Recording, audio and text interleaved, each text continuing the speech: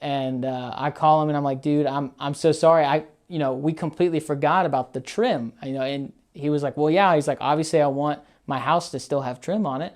And so I was like, well, we can definitely do that, but it's going to be an extra 15 grand.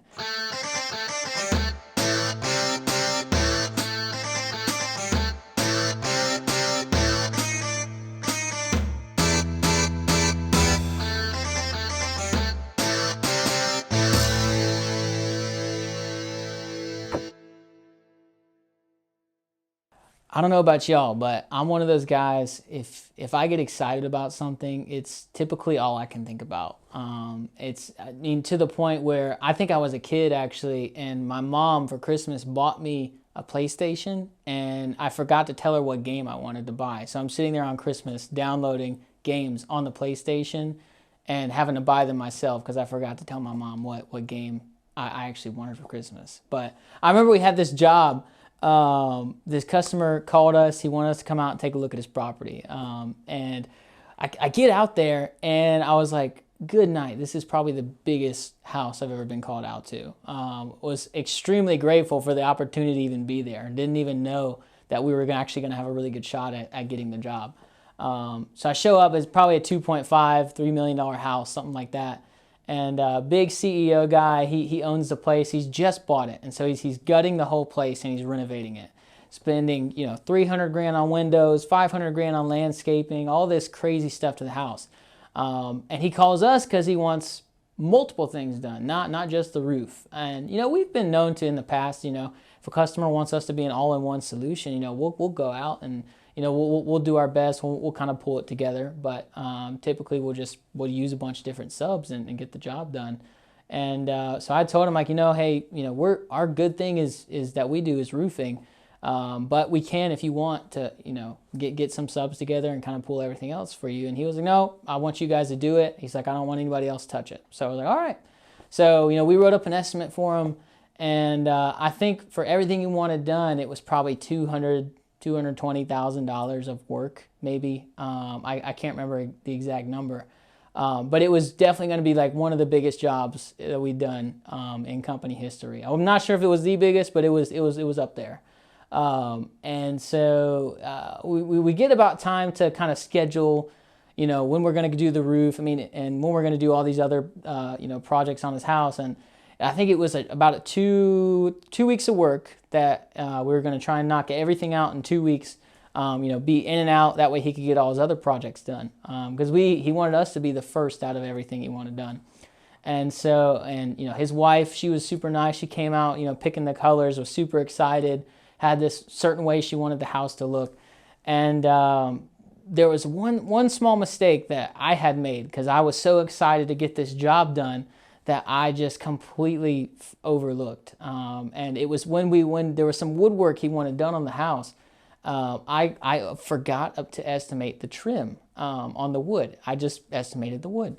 And so I go in there, we're getting ready to order the project, and my sub's like, hey, how much trim and what style trim do you want to use? And me being me, I'm like, oh, I completely forgot about that. I was like, let me make a few phone calls. I'll get back with you. And I absolutely just a brick. I was just like, holy cow, that was a lot of that was a big mistake I just made. That wasn't just some random error. That wasn't just me being excited and overlooking a small detail. That was a big mistake I just made. And I called my boss, and he was like, man, he's like, that's probably an extra 10–15 grand of trim that we needed to buy. And so I'm sitting here thinking, oh goodness, I'm gonna have to call this guy who wanted us to be a one-stop shop, trusted us, wanted us to just solve all his problems, and I'm gonna have to call him and tell him he's gonna pay us more money. And he had already, been through a process of, selecting us as a contractor, and even weeding out a few other guys that he maybe might have been a little bit cheaper than us. And so, I get him on the phone, and I'm like, hey man, I've made a mistake. It's probably the most embarrassing phone call that I'm ever having to make, trying to tell somebody I made a $15,000 mistake. And I call him and I'm like, dude, I'm so sorry. We completely forgot about the trim, and he was like, well, yeah. He's like, obviously I want my house to still have trim on it. And so I was like, well, we can definitely do that, but it's going to be an extra 15 grand. And this guy absolutely lost his mind. I mean, he turned from the, very straightforward, nice, calm, respectful CEO that he was into just an absolute monster. I mean, cussing me out over the phone, all this stuff, and basically pulled the whole, let me speak to your manager on me, which is not something we really do in the roofing world. But I was like, okay, I'll get my boss on the phone.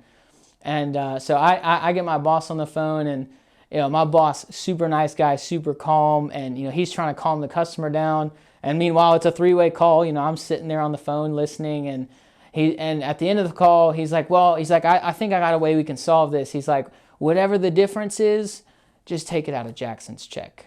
And at that point, I wanted to hang up the phone. Obviously, I didn't. I sat there. I was just kind of in awe that somebody would even say that.